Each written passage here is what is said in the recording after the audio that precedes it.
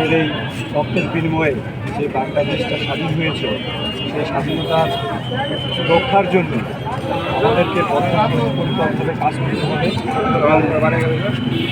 তাদের ত্যাগটা যাতে বৃথা না যায়, শহীদের এই রক্তের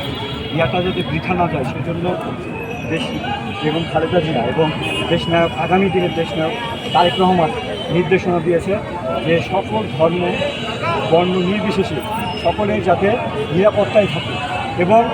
সকল প্রকার চাঁদাবাজ এখনও যে ছাত্রলীগ যুবলীগ তারা যে এখনও ছড়াই ছিটায় আছে বাংলাদেশে, লুটপাট করছে এবং বিএনপির নাম ভাঙিয়ে তারা এটা করছে, এটা যাতে বন্ধ হয় এবং আগামীতে যাতে একটা সুখী সমৃদ্ধ স্বনির্ভর,